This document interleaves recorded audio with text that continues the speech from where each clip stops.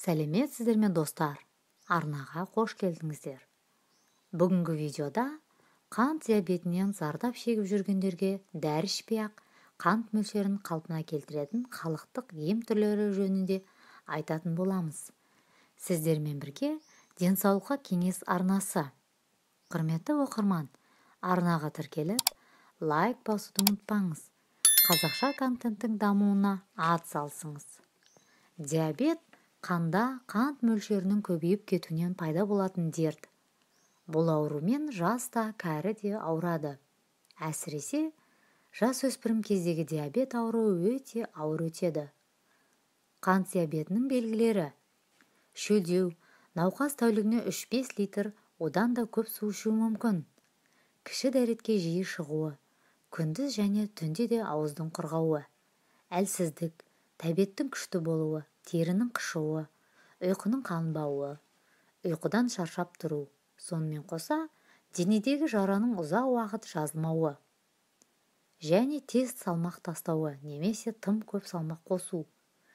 Осындай белгілер байқасаңыз, дереу дәрігерге көрініңіз. Аурудың асқынуына жол бермеңіз. Ал бүгінгі видеода қант диабетіне пайдалы рецепттермен бөлісетін боламыз. Күнде көкөністен жасалған салатты жеуге әдеттеніңіз. Салатқа 1 шай қасық қыша немесе қыша майын араластыруды ұмытпаңыз. Келесісі, 200 грамм емен жаңғағын қабығынан тазартып жақсылап кептіріңіз. Сосын мұқият ұнтақтап алып, тамақтанудан алдын ала 1 шай қасықтан қабылдайсыз. Үшінші кеңесіміз: 100 мл қайнаған суға 5 дана кептірілген лавр жапырағын салып, бетін жауып қойыңыз. 1 тәуліктен соң тұнбаны сүзіп алып, 50 граммнан ішесіз. Емді тамақтанудан 20 минут бұрын жүргізу керек. Төртінші кеңесіміз: грек жаңғағының жапырағын теріп алып кептіресіз. Әбден кеуіп болған соң жақсылап ұнтақтайсыз. Оның 2 ас қасығын 1 литр қайнаған суға салып, тұндырып қоясыз. Шамамен 1 сағаттан соң тұнбаны сүзіп алып, жарты стақанынан күні 3 рет ішесіз. Бесінші кеңес: 5 дана көкпияздың басын майдалап турайсыз. Оған 1 литр қайнаған жылы су құйып, тұндырып қоясыз.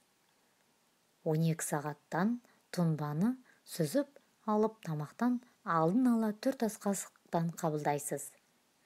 Емді күніне 2 рет жүргізу керек. Алтыншы кеңес: 1 дана шикі жұмыртқаны жарып, ыдысқа саласыз. Үстіне 1 дана лимон шырынын қосу керек.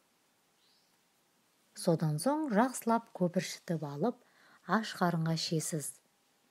Артынан 1 сағатқа дейін ештеңе ішіп жеуге болмайды. Бұл ем қандағы қант мөлшерін 3-5 күнге дейін қалыпты ұстап тұрады. Жетіншісі: жарты стақан сұлының үстіне 3 стақан қайнаған су құйып, ыдысымен ыстық суға саласыз. 15 минуттан соң тұнбаны сүзіп алып, жарты стақаннан күніне 3-4 рет ішесіз. Емді тамақтан алдын ала жүргізуді шарт. Емделу мерзімі 30 күн. Видеоны жақындарыңызбен және достарыңызбен бөлісуді ұмытпаңыздар. Ем болсын достар.